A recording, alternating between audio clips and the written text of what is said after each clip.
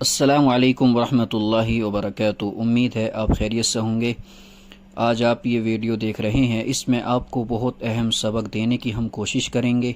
دراصل مسئلہ یہ ہے کہ مساجد کی جو پراپرٹی ہے یا مساجد کے پانی وغیرہ کا استعمال ہے یا ٹوائلٹ باتھ روم کا استعمال ہے، وہ کن لوگوں کے لیے جائز ہے اور کن کے لیے ناجائز ہے۔ یہ مسئلہ دراصل ڈھکا اور چھپا نہیں ہے، لوگوں کے سامنے آیا ہے کہ مساجد کی پراپرٹی یا مساجد کی پانی وغیرہ کا استعمال ان لوگوں کے لیے جائز ہے جو مسافر ہیں، ائمہ حضرات ہیں، مؤذنین ہیں یا مساجد کے خدمتگار ہیں، یا اسی طریقے سے کچھ لوگ ایسے ہوتے ہیں کہ مسجد کے اندر نماز کے لیے آتے ہیں لیکن اچانک سے ان کو استنجے وغیرہ کی حاجت ہوتی ہے، تو ان لوگوں کے لیے اب اگر گھر جائیں گے تو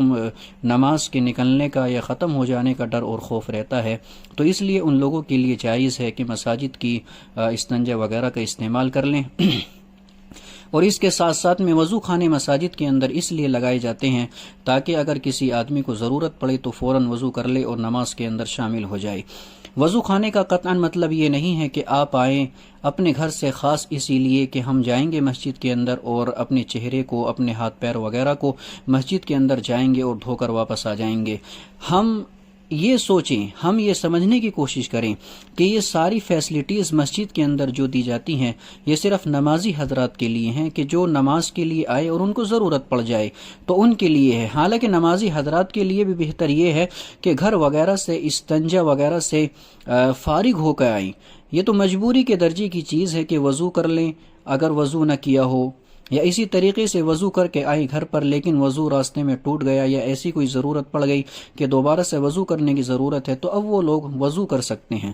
لیکن آج کل جو مساجد کے پانی کا بے دریغ استعمال کیا جاتا ہے، لوگ اپنے گھروں میں مساجد کے پانی کو بھر کر لے جاتے ہیں سردیوں میں، یا اسی طریقے سے گرمیوں میں ضرورت پڑتی ہے، اور اسی طریقے سے مساجد کے اندر آتے ہیں، اپنی ساری ضروریات پوری کر کے جاتے ہیں۔ نہانا دھونا یا اسی طریقے سے ٹوائلٹ باتھ روم وغیرہ کا استعمال کرنا، یہ ساری چیزیں ناجائز ہیں، اس سے ہمیں بچنا چاہیے۔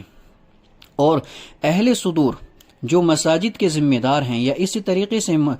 مساجد کے متولی حضرات ہیں، وہ سب لوگ کان کھول کر سن لیں اور غور سے سن لیں کہ کل آپ کو اللہ کے یہاں جواب دینا ہے۔ یہ آپ کی ذمہ داری ہے کہ مساجد کی جو چیزیں ہیں ان کا رکھ رکھاؤ یہ آپ کی ذمہ داری ہے، نہ کہ ائمہ حضرات کی، نہ کہ مؤذنین کی۔ لیکن آپ نے ظلماً جو مساجد کے ائمہ کے اوپر یا مؤذنین کے اوپر جو یہ ذمہ داری عائد کی ہوئی ہیں کہ وہ مساجد کا رکھ رکھاؤ کریں، چوکیداری کریں اور ذمہ داری لیں مساجد کی، یہ سراسر آپ کا ظلم ہے۔ اگر آپ کے بس کی بات نہیں ہے تو آپ استعفیٰ دے دیجئے، آپ چھوڑ دیجئے مسجد کو، کوئی اور اچھے لوگ ہوں گے وہ مساجد کی ذمہ داری سنبھالیں گے اور شرعی اعتبار سے جو مسائل ہیں ان کے اوپر عمل کرنے کی کوشش کریں گے۔ آپ کو اگر مساجد کی ذمہ داریوں کا پتہ نہیں ہے تو آپ ائمہ حضرات سے پوچھیے، اپنے بڑوں سے، علماء سے پوچھیے کیا کیا ذمہ داری ہیں۔ متولی بن جانا یا صدر بن جانا یہ آسان چیز نہیں ہے۔ آج اگر متولیوں کو ہم دیکھتے ہیں، صدور حضرات کو ہم دیکھتے ہیں تو مساجد کے اندر آتے ہیں اور اپنی ہیکلی دکھاتے ہیں، اپنا جوش و جذبہ دکھاتے ہیں، شور مچاتے ہیں ائمہ اور مؤذنین کے اوپر۔ شرعی اعتبار سے شریعت نے کوئی حق نہیں دیا ہے مساجد کے صدور کو، متولیان کو، کہ وہ امام کے سامنے اونچی آواز سے بات کرے یا مؤذنین کے سامنے اونچی آواز سے بات کرے۔ جائے کہ مؤذنین حضرات جھاڑو لگائیں یا لیٹرن باتھ روم صاف کریں، ٹوائلٹ صاف کریں، یہ تو جائز ہی نہیں ہے ان لوگوں کے لیے کہ ان سے ایسا کام لیا جائے۔ آپ خود سوچیں